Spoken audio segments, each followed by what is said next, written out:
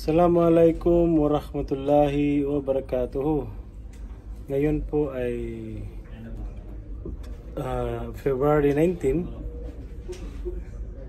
Isa po sa aming kasamahan dito na si Rabbi ay 60 years old na siya. At ngayong araw na ito po siya po ay magpapaalam na, magre-retire na po siya. So nakakalungkot man dahil napakabait na tao. At least uuwi siyang kumpleto at walang kapansanan. Yun lang ang pinaka-importante sa lahat. At madali siyang utusan at saka siya po yung namin rigger na taga nandito lang siya sa workshop, siya yung taga pull out at taga hatid sa mga technician doon, mga valve technician, para i-refer yung aming mga valve. So nalulungkot din kasi close ko na rin yun kasi kasamahan namin. So Rabbi, sana mag-enjoy ka sa next stage na tatahakin mo sa buhay. Thank you, bro. Umiyak tuloy si Rabbi. Last day na kasi ni Rabbi ngayon. 60 years old na kasi siya, guys. Last day na niya ngayong araw na ito. Ayun, nagpapaalam na siya sa amin. Ayan na.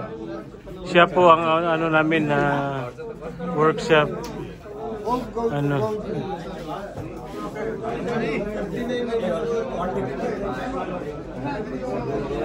Rabbi.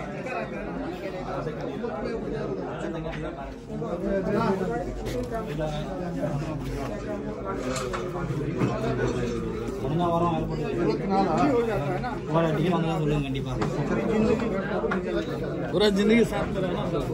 Okay Iwane रेस्ट करना बहुत मजा नहीं है sir okay समझने நீ எல்லா ஃபேமிலி கூட நிறைய டைம் ஸ்பெண்ட் பண்ணோம் சரியா ஓகே ஸ்மால் போல சரி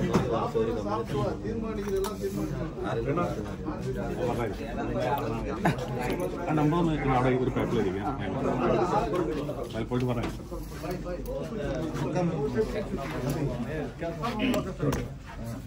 Rabbi, bye Rabbi.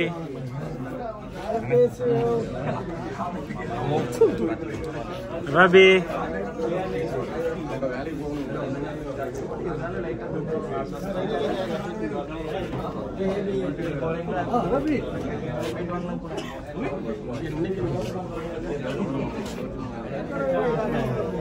Okay, one of our colleagues, already 60 years old, he will retire. So this is his last day. Yeah. His name is Rabbi. Rabbi, okay. VRV sector